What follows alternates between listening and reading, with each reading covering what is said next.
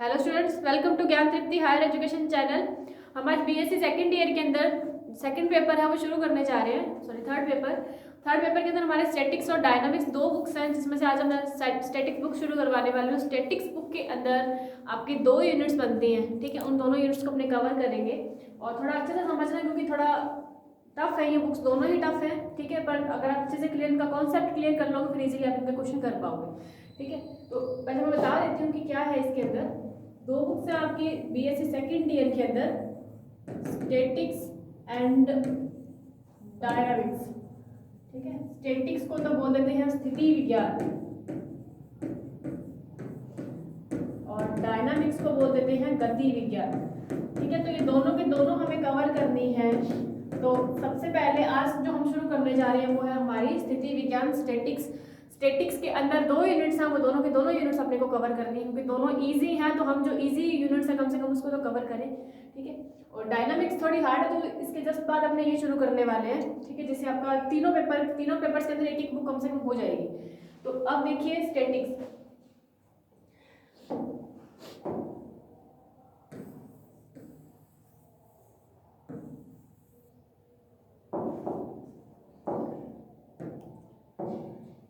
इसके अंदर जो हमारा फर्स्ट चैप्टर है, जो टॉपिक ले रहे हैं हम, उस टॉपिक का नेम है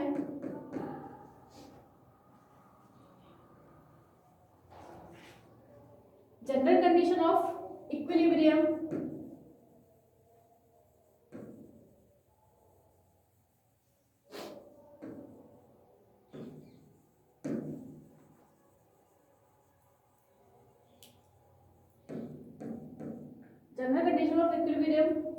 ऑफ कोप्लेनर फोर्सेस। ये हमारा फर्स्ट चैप्टर है, ठीक है। आज हम इसके बारे में डिस्कस करने वाले हैं। समतलीय बलों के संतुलन हेतु व्यापक प्रतिबंध। इक्विलिब्रियम मतलब संतुलन। संतुलन का मतलब कोई भी बॉडी है वो संतुलन में कब होगी, जब कोई बॉडी है, ठीक है। अगर उसके पहले वो विरामावस्था में है तो ऑब्वियसली बात है वो संतुलन में होगी। पर अगर उस पर उस बॉडी के ऊपर काफी सारे फोर्सेस लग रहे हैं, अगर वो सारे के सारे फोर्सेस आपस के अंदर साम्यावस्था के अंदर हैं, ठीक है, तो यानी एक बल दूसरे बल को अगर बैलेंस कर रहा है, ठीक है, इसका मतलब क्या होगा कि वो पूरी की पूरी बॉडी किसमें होगी, इक्विलिब्रियम में होगी। तो इक्विलिब्रियम इजी सा कॉन्सेप्ट है, ठीक है। तो ये कुछ एक डेफिनेशन है आपकी बुक्स में, वो रिकैप में देखोगे वहां मिल जाएगी। डेफिनेशन क्लियर कर लेना, मैं सिर्फ टॉपिक पे आ रही हूँ डायरेक्ट, ठीक है। अब ये शुरू करने के लिए हमारे पास सबसे पहले एक डेरिवेशन होता है, वो डेरिवेशन देखेंगे, क्योंकि वो डेरिवेशन में एग्जाम्स में पूछा जाता है। डेरिवेशन का नेम है reduction of a system of coplanar forces.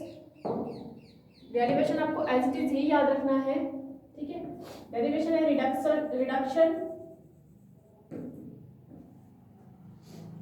Of a system of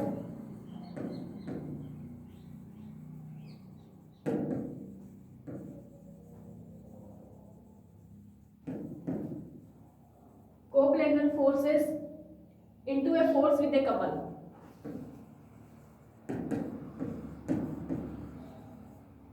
Into a force with a couple.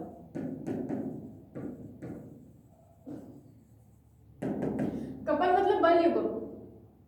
Moment of a couple भी होता है और एक कपल भी होता है। कपल का मतलब क्या है, जैसे ये हमारे पास बॉडी है, ठीक है, इसके ऊपर फोर्सेस लग रहा है, एक इस तरीके से लग रहा है और एक इस तरीके से लग रहा है। ये मान लो F है और ये माइनस का है, ठीक है। तो इस तरीके के अंदर एक ही बॉडी के ऊपर दो बल युग्म लग रहे हैं, तो दो बल लग रहे हैं तो इन बलों का क्या है, युग्म है। तो इस तरीके के फोर्सेस को अपने कपल बोल देते हैं, ठीक है। और इनका जो आघूर्ण होगा, आघूर्ण मतलब इनकी क्या बोलते हैं उसको, डायरेक्शन के हिसाब से, ठीक है, डायरेक्शन के हिसाब से। तो इनका जो बल आघूर्ण वो कैसे निकल जाएगा। बल आघूर्ण का मतलब क्या होता है, ठीक है, मूवमेंट ऑफ ए कपल, ठीक है। इसका बल आघूर्ण क्या होता है, बल आघूर्ण का फॉर्मूला आपको पता होना चाहिए, बल इनटू बल से लंबवत दूरी,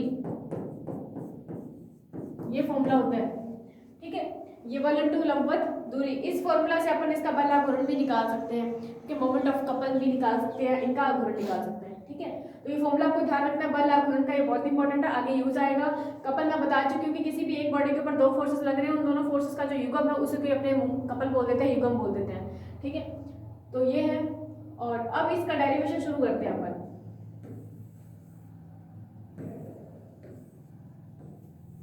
इसमें ये थोड़ा यूज आएगा, इसका देख लेना, आगे नहीं तो मैं दोबारा इसको लिखवा दूंगी, ठीक है, फॉर्मूला क्या होता है। अब हम शुरू करें reduction of system of coplanar forces into a force with a couple. इसके लिए हम एक काम करते हैं,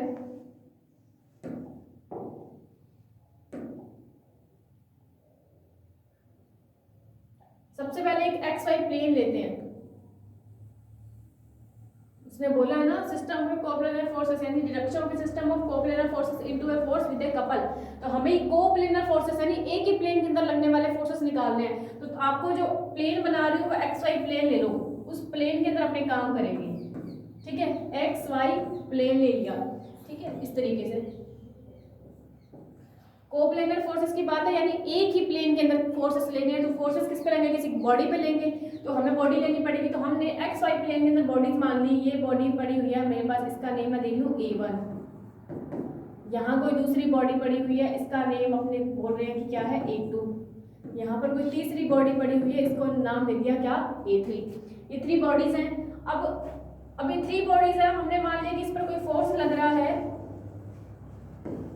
P1, इस पर कोई फोर्स लग रहा है P2, इस पर कोई फोर्स लग रहा है P3।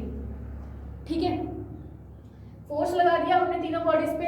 अब इसके वियोजित भाग देखो, जो आपको आपने पढ़ा होगा कि अक्षों के वियोजित भाग भी होते हैं। तो हमने मान लिया ये हमारा सेंटर O है, अक्षों के वियोजित भाग निकाल रहे हैं। इसका मान लिया ये x1 कैपिटल x2, इस तरीके से इसके वियोजित भाग चलते हैं। इसी तरीके से ऊपर y1 y2, इस तरीके से ऊपर वियोजित भाग चलते हैं।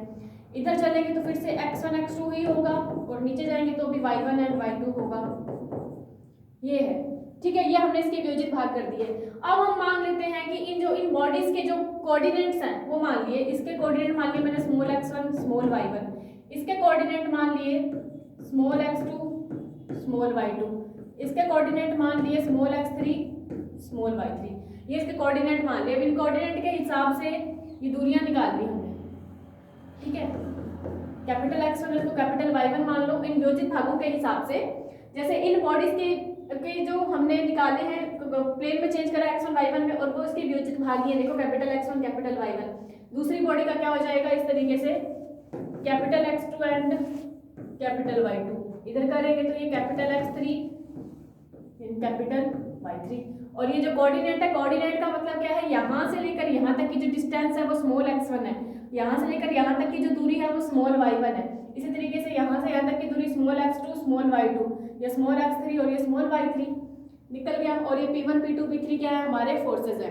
तो आपको ये पूरा डीपली लिखना चाहो तो लिख सकते हैं कि माना एक्स वाई कोई समतलीय प्लेन है, उसके अंदर हमने कोई A1 A2 A3 3 बॉडीज मान ली। ठीक है, उस पर हमने 3 फोर्सेस लगाई है P1 P2 एंड P3।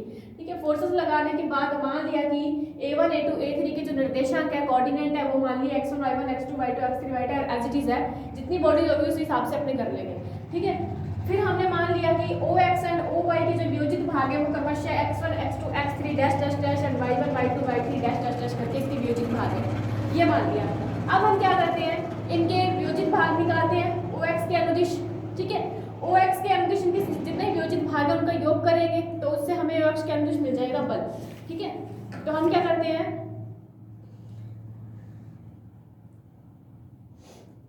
अब हम करते हैं इसके अंदर वियोजित भाग वाला काम। वो कैसे करते हैं वो नेक्स्ट स्टेप में देखते हैं अपन।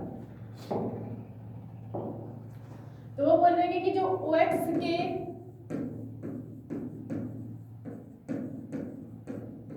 अनुदिश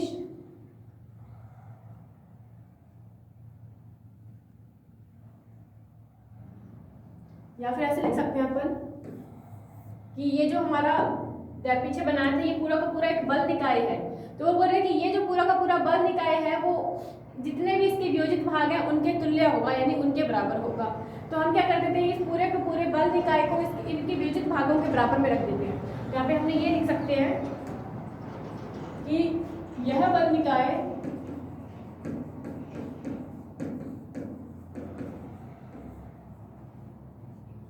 निकाय वियोजित भागों के तुल्य होगा।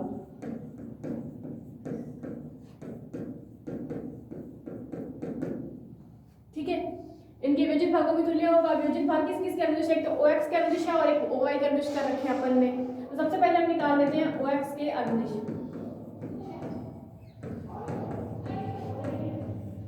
के अनुदिश निकालना चाह रहे हैं।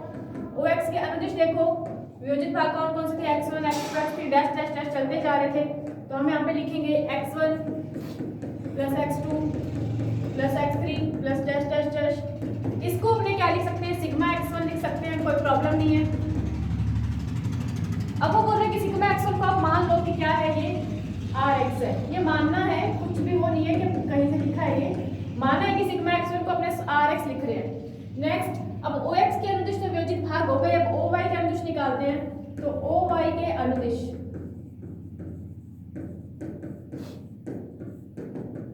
ये हो जाएगा y1 y2 y3 plus dash dash dash. इसको लिख सकते हैं सिग्मा y1 और इसको मान लिया हमने, क्या लिख दिया, ry। ये ठीक है। अब इसका क्या निकाल लेते हैं, Rx और Ry का परिणामी, ठीक है, रिजल्टेंट। तो यहाँ पे लिख देंगे माना Rx तथा Ry का परिणामी, परिणामी मतलब रिजल्टेंट,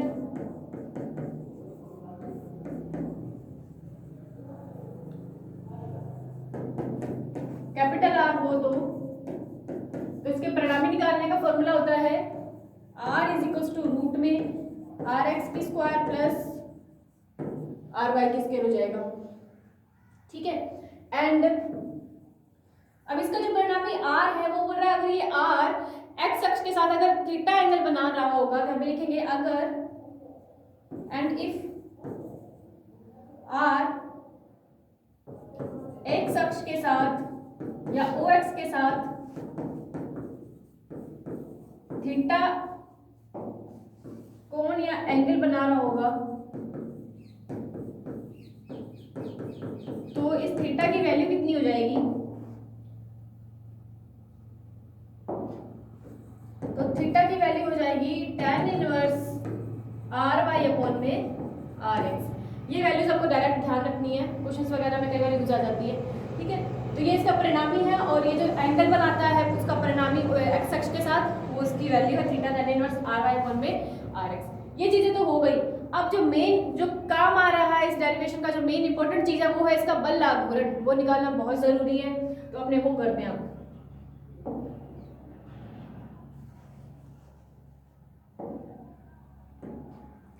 करते हैं इसके अंदर बल लाभ गुणन, ठीक है।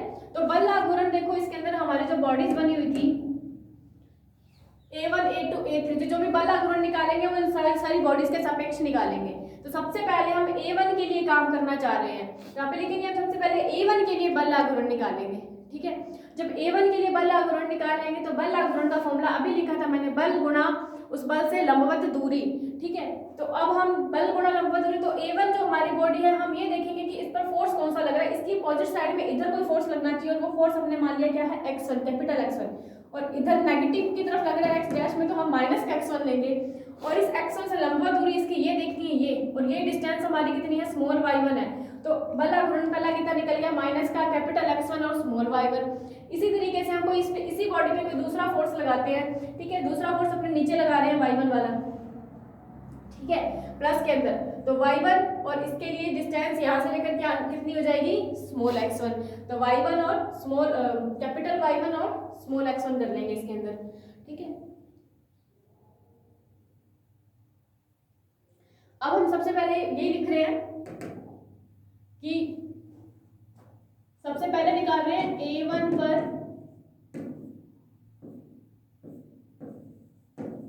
बल लाभ गुणन। बल लाभ गुणन को टो से शो करते हैं, ठीक है, टॉर्क बोलते हैं उसको। तो इसको मैं लिख रही हूँ टो 1, ठीक है, A1 पर। और बल लाभ गुणन का वैसे फॉर्मूला क्या होता है, बल गुणा बल से लंबवत दूरी, ये फॉर्मूला होता है, ठीक है। अब टो 1 इज इक्वल टू बल, फोर्स उसमें हम ले रहे थे, कौन सा फोर्स ले रहे थे, ध्यान से देखना, इधर x1 ले रहे थे, नेगेटिव में था तो माइनस का x1, ठीक है। तो माइनस का कैपिटल x1 और दूरी थी स्मॉल y1, ठीक है, ये ले लिया, ये तो निकल गया टो 1 निकल गया। अब दूसरा फोर्स लग रहा है, ठीक है, और दूसरा फोर्स लग रहा है उसको मैं मान रही हूँ टो 1 डैश। दूसरा फोर्स हम मान रहे हैं कि नीचे की ओर लग रहा है जो कि y1 है, इसके लंबवत दूरी ये होगी और ये डिस्टेंस हमारी कितनी है, स्मॉल y1। तो कैपिटल y1 और सॉरी स्मॉल x1 है ये, तो कैपिटल y1 और स्मॉल x1 ये होगी। तो यहाँ पर जो हमारा टोटल टॉर्क यानी टॉर्क कितना निकल जाएगा, इन दोनों का सम कर दो, तो capital Y1 small x1 minus capital x1 small y1 ये निकल गया। ये हो गया हमारे पास टॉर्क बॉडी A1 पर। ठीक है, दूसरा करते हैं A2 पर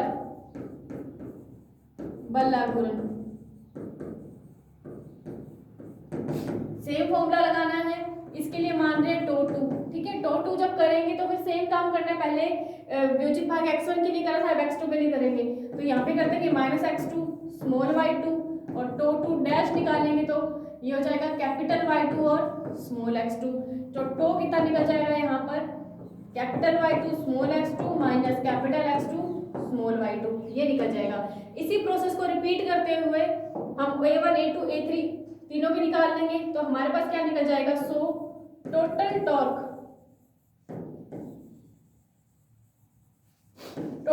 को G से शो कर रहे हैं। ठीक है, G से शो कर रहे हैं, G का मतलब इन सबको ऐड कर देना।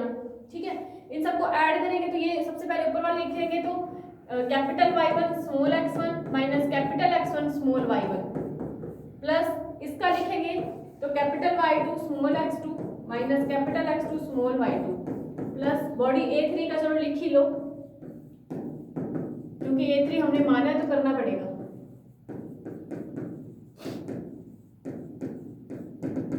यहाँ पे टो 3 कितना हो जाएगा, माइनस का x3 small y3 and to 3 dash करेंगे तो वो लिख जाएगा हमारे पास capital y3 and small x3। तो इसका जो टोटल हो जाएगा वो हो जाएगा capital y3 small x3 minus capital x3 small y3। ठीक है, ये भी इधर सम में आ जाएगा, capital Y3 small x3 minus capital x3 small y3 and plus so on, इस तरीके से चलता रहेगा। नेक्स्ट, अब हम इसको क्या लिख सकते हो, इसको मैं लिख सकती हूँ G is equals to sigma capital Y1 small x1 minus capital x1 small y1। बिल्कुल इसका सिग्मा का मतलब है इसी तरीके से ये चलता रहेगा, बस यहाँ पर n की वैल्यू चेंज होती रहेगी 1 2 3 4 करके। ठीक है, तो ये G निकल गया हमारे पास टोटल टॉर्क। अब यहाँ पे एक चीज ये ध्यान रखनी है, पहले हमारा उसके अंदर जो सेंटर था वो कहाँ पर था, मूल बिंदु पर। इसका केंद्र कहाँ था, मूल बिंदु पर था। हम मूल बिंदु के सापेक्ष इस बॉडीज को का घूर्णन कर रहे थे। अब हम वो बोल रहे हैं कि अगर इस मूल बिंदु की पोजीशन चेंज कर दी जाए, ठीक है, वो बोल रहे हैं मूल बिंदु की अगर पोजीशन चेंज करते हैं अपन तो मूल बिंदु कहाँ स्थानांतरित हो जाएगा। हमने ले लिया कि जो O है वो हमने स्थानांतरित कर दिया किसी O डैश पे और जिसके निर्देशांक h, k है। यह मान लिया कि हमने मूल बिंदु को स्थानांतरित कर दिया O डैश पर। ठीक है, जिसके निर्देशांक हमने मान लिए क्या है, h, k है। अगर इसके निर्देशांक h, k है तो इस इक्वेशन में क्या चेंज आएगा वो देखिए।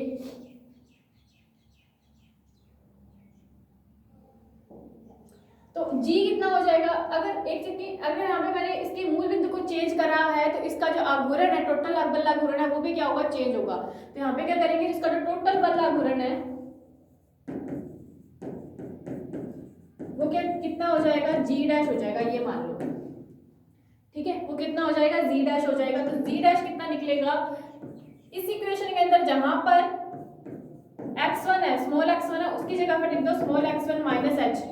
ठीक है, कैपिटल x1 और स्मॉल y1 की जगह पर लिख दो स्मॉल y1 माइनस k, ये लिख दिया। इसको सॉल्व कर लो, G डैश बराबर सिग्मा, इनका अंदर मल्टीप्लाई करेंगे, capital Y1 small x1 minus capital Y1 h minus capital x1 small y1 plus capital x1 और k, ये। ठीक है, इनमें h और k वाली वैल्यूज को एक साथ लिख लो, बाकी एक साथ, क्योंकि मैंने इनको एक साथ लिख ली, capital Y1 small x1 minus capital x1 small y1, ठीक है, माइनस y1h प्लस x1k। अब ये वाली जो वैल्यू है y1 capital Y1 small x1 minus capital x1 small y1, ये तो किसके बराबर है, इसके बराबर है, उसकी जगह पर मैं g लिख सकती हूँ। ठीक है, इनको पहले समेशन को अलग अलग कर लेते हैं, फिर उसके बाद वैल्यू पुट कर देते हैं। सिग्मा को अलग अलग करेंगे तो यहाँ लिख दिया मैंने y1 x1 minus x1 y1 minus इनके साथ सिग्मा लगेगा तो sigma y1h plus sigma x1k। अब इसकी वैल्यू g से g ही है तो यहाँ पर g लिख दूंगी मैं, g sigma y1h plus sigma x1k। यहाँ से हमारे पास ये g डैश की वैल्यू आ गई। अब वो बोल रहे हैं कि यहाँ से आप क्या कर लो, सिग्मा y1 एच और कोई कांस्टेंट है और एच और के को आप क्या ले लो, बाहर ले लो। एच और के को क्या ले लो, बाहर ले लो। तो यहाँ से एच सिग्मा y1 प्लस के सिग्मा x1। अब एक चीज देखो, पीछे हमने जो काम करा हुआ है, सिग्मा x1 को माना था rx और सिग्मा y1 को माना था ry। इनको दे दो equation number first and second. तो y equation first and second.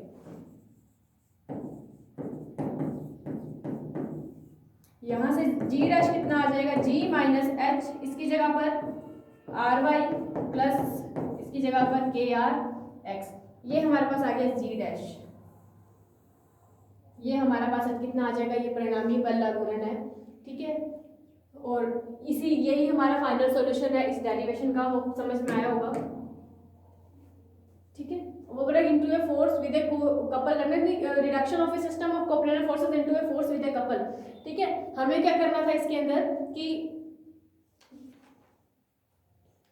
जो जितने भी बल निकाय दे रखे ना, मैं पूरा का पूरा बल निकाय दे रखा है, इनको एक बल युग्म के अंदर समानित करना था। तो हमने उनको एक बल युग्म में समानित कर दिया, जो जी डैश की वैल्यू आ गई।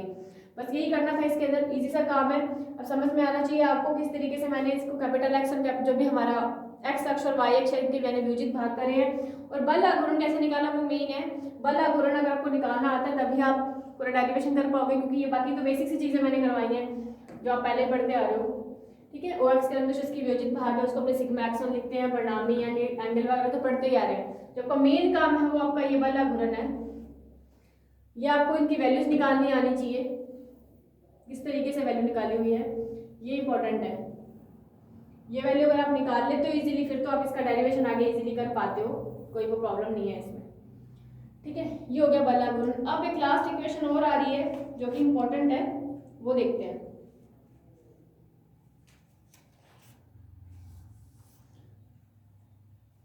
इक्वेशन है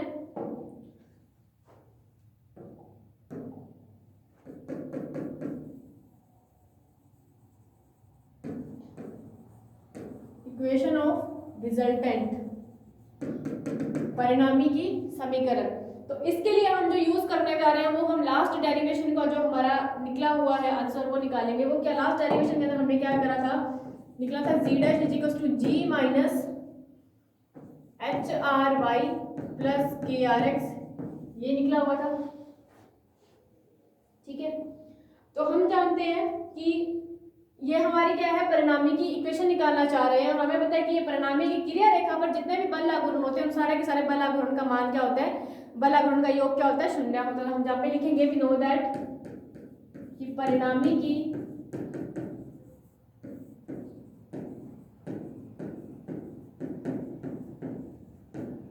क्रिया रेखा पर सभी बल आघूर्णों का योग 0 होता है, मतलब शून्य होता है।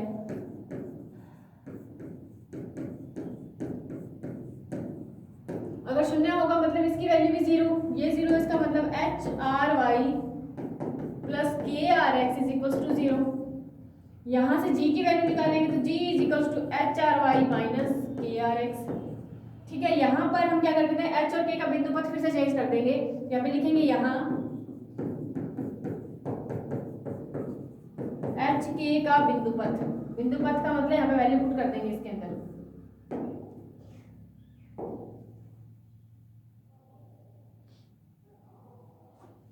h की जगह पर x और k की जगह पर y, तो g is equal to X R Y और माइनस के की जगह प्लस कर सकते हैं, क्योंकि प्लस माइनस का कोई चक्कर नहीं, कांस्टेंट ले लेंगे हम माइनस के को, ठीक है, plus Y R x.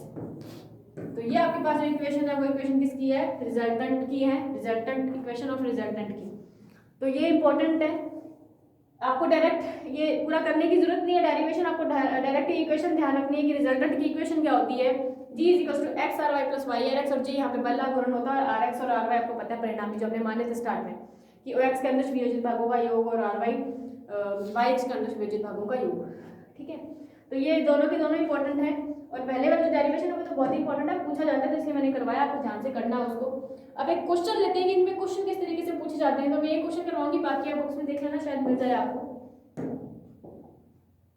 Question उसने बोला फोर्सेस, प्रॉब्लम नंबर फर्स्ट है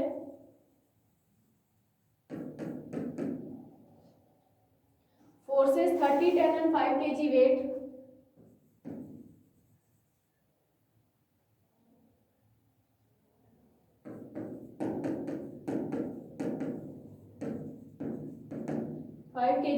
Act along the sides.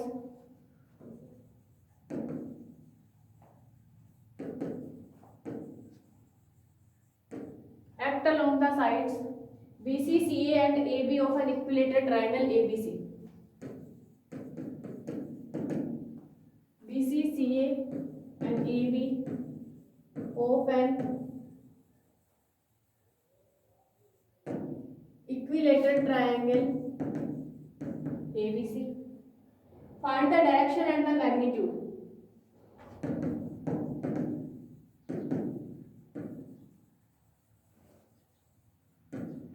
Find the direction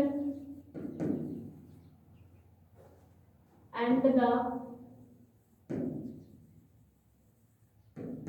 magnitude of their resultant.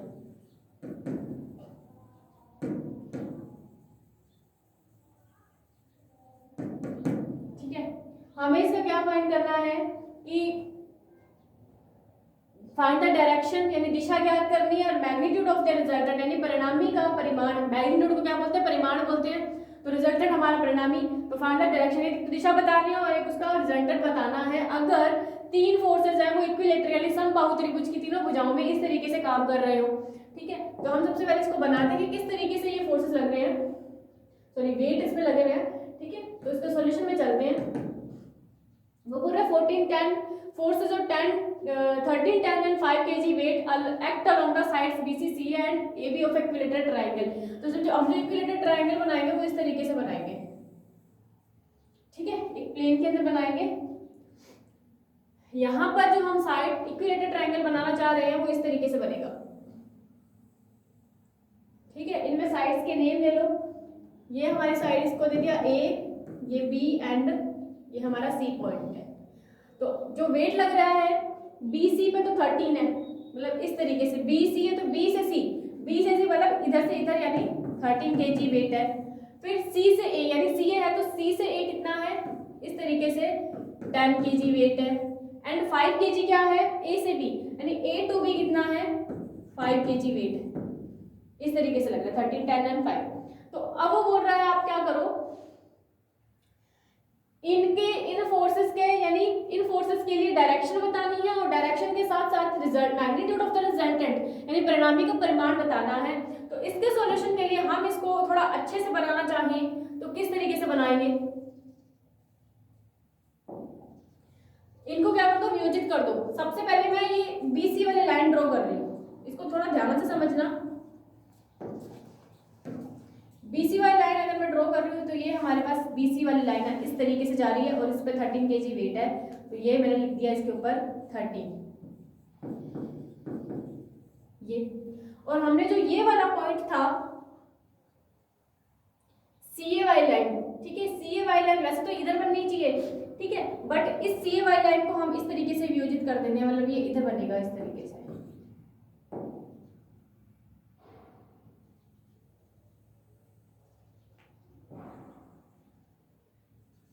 ठीक है, और इस तरीके से 10 है तो ये 10, ठीक है, ये हो गया। नेक्स्ट हमें A to B यानी इस तरीके से जा रहा है, ये वाला पॉइंट इस तरीके से, उसको हम बना देते हैं इधर, ठीक है, और कितना है ये 5 kg है, इस तरीके से ये बना दिया, ठीक है। अब ये बनाने के बाद इनको हम किस तरीके से सॉल्व कर सकते हैं, इसको मैंने क्या कर, अब एंगल्स हमें देखने ना। अब देखो यहाँ पर तो एंगल्स हमें पता था कि वो क्या था, एक इक्विलेटरल ट्रायंगल है, समबाहु त्रिभुज के अंदर एंगल हमें पता है, ये भी 60, ये भी 60 एंड ये भी 60। अब यहाँ जो मैंने इनको वियोजित करा है, यहाँ तो नहीं मैं 60 कर सकती ना, क्योंकि ये तो दिख ही नहीं रहा 60 जैसा, ये तो 120 के जैसा दिख रहा है। तो ऑब्वियस सी बात है हमें कुछ करना पड़ेगा, तो हमने इसको इस तरीके से ज्वाइन कर दिया, मतलब मान लिया, ठीक है, ये कर दिया। तो इसका मतलब ये वाला जो एंगल होगा वो शायद इसके साथ कितना 60 डिग्री का एंगल, मतलब ये 60 होगा। तो ऑब्वियस सी बात है ये कितना हो जाएगा 120, बट मतलब इसके 120 की तो अभी तो कोई मतलब नहीं है हमें, ठीक है। अब अगर ये 60 है तो ऑब्वियस सी बात है ये भी कितना होगा 60 ही होगा, क्योंकि 5 kg वाला जो है वो भी 60 ही बना रहे हैं, ठीक है। तो अब ये 60 हो गया, ये भी 60 हो गया। अब इनके लिए काम करते हैं, हम इन एंगल्स के लिए वियोजित भाग कर लेते हैं, इनके घटक निकालते हैं, ऊर्ध्वाधर घटक और क्षैतिज घटक। तो अभी देखो 13 था, तो यहाँ पर तो ये वाली लाइन इनिशियल लाइन हमारी होती है, तो इनिशियल लाइन के एंगल हमारा कितना होता है वो देखिए। तो यहाँ पर तो कितना हो जाएगा 13 cos 0 और यहाँ पर 13 sin भी 0। ठीक है, अब वियोजित भाग अपने इसके लिए कर रहे हैं, तो पहले tan के लिए काम कर रहे हैं। ठीक है, tan के लिए ये कर लिया, अब इसके लिए हमने एक लाइन और ड्रॉ कर दी जो कि ये है।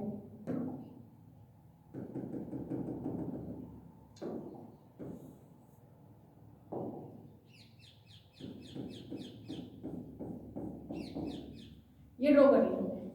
ठीक है, अब ये वाली जो है ये कितना है, ये वाली लाइन जो है इसके लिए tan के लिए देखेंगे। ठीक है, tan इनका परिणामी है, तो ये इसका क्षैतिज घटक है, तो इसको मैं लिख सकती हूँ tan cos 60। एक सेकंड, इसको भी नीचे बढ़ाई लो, इसको पूरा नीचे बना लो इस तरीके से।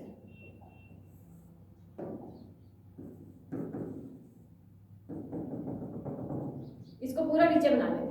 ठीक है, अब इनको कर दो इस तरीके से कर दिया, ये भी हो गया। अब ये 13 cos 0 था और ये 30 60 के हिसाब से, ठीक है, tan 60 के हिसाब से, और ये इसका क्षैतिज घटक है, तो कितना हो जाएगा tan cos 60। और इसके हिसाब से देखेंगे 5 वाला एंगल है क्षैतिज के साथ, इधर एंगल बन रहा है, इसका मतलब ये लाइन 5 cos 60 भी हो जाएगी, बिल्कुल हो जाएगी। अब इसकी बात करते हैं tan के हिसाब से, तो ये tan cos 60 थी ये लाइन, तो ये कितनी हो जाएगी tan sin 60। ठीक है, और ये जो लाइन है नीचे, ये इसके हिसाब से कितनी हो जाएगी 5 sin 60। क्लियर? अभी सारे के सारे फोर्स हमने कर लिए हैं वियोजित। ठीक है, तो क्लियर हो गया होगा। तो अब हम इनका मान निकाल लेते हैं। सबसे पहले हम कोस के लिए करेंगे, तो कोस के लिए हम बोलते हैं rx के लिए काम करेंगे। तो यहाँ पर जो rx है वो कितना निकल जाएगा, यानी वियोजित rx हमारा क्या होता है, x अक्ष के अनुदिश वियोजित भागों का योग। ठीक है, अब x अक्ष के अनुदिश यानी ये वाले x के अनुदिश कितने फोर्सेस लग रहे हैं वो हम देखेंगे rx के लिए। तो कोस वाले का क्या कर देंगे, योग कर देंगे। तो यहाँ पे देखिए कैसे करते हैं। 13 सबसे पहले यहाँ से शुरू करना हमेशा इनिशियल से, तो 13 cos 0, इसके अपोजिट कौन है, माइनस का tan cos 60 है, तो यहाँ पे लिखेंगे माइनस का tan cos 60, और इसी के माइनस में क्या है 5 cos 60 है, तो माइनस का 5 cos 60, क्योंकि इधर ये इसके अपोजिट साइड में पड़ा हुआ है तो माइनस ही लेंगे ना, तो माइनस tan cos 60 और माइनस का 5 cos 60। इसको सॉल्व कर लो। 13 cos 0 की वैल्यू 1 माइनस 10 cos 60 की वैल्यू कितनी होती है 1/2, और फिर से यहाँ पे 1/2। इसको सॉल्व कर लेते हैं।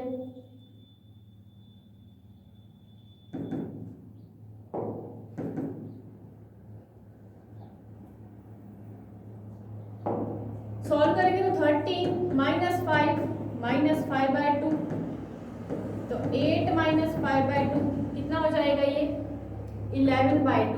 तो ये rx की वैल्यू कितनी आ गई 11/2। अब हमें क्या निकालना है, ry निकालना है। तो ry के लिए साइन वाले वियोजित भाग देख लेते हैं अपन। यहाँ से आएगा 13 sin 0 प्लस 10 sin 60, इसके अपोजिट माइनस में पड़ा हुआ 5 sin 60, तो 13 sin 0 plus 10 sin 60 minus 5 sin 60।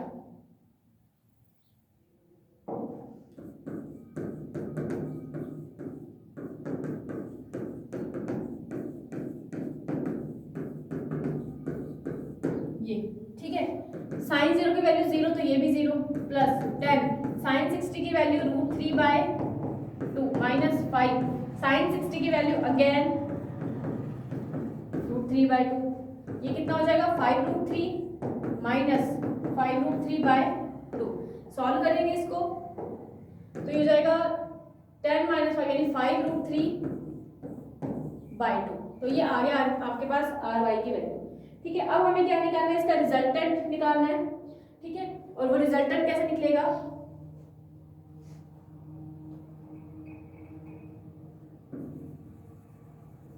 Resultant निकालना है। तो रिजल्टेंट का फॉर्मूला मैंने आपको बताया था कि r is equal to root में rx स्क्वायर प्लस ry की स्क्वायर। rx हमारे पास 11/2 निकला हुआ है, तो इधर रूट के अंदर 11/2 की स्क्वायर प्लस 5√3/2 की स्क्वायर, इधर करेंगे तो 121/4 प्लस 75/2 बाय 4। ठीक है, तो इसको सॉल्व करेंगे 196/4 आता है रूट के अंदर। ठीक है, तो इसका सॉल्व कर लेंगे हम।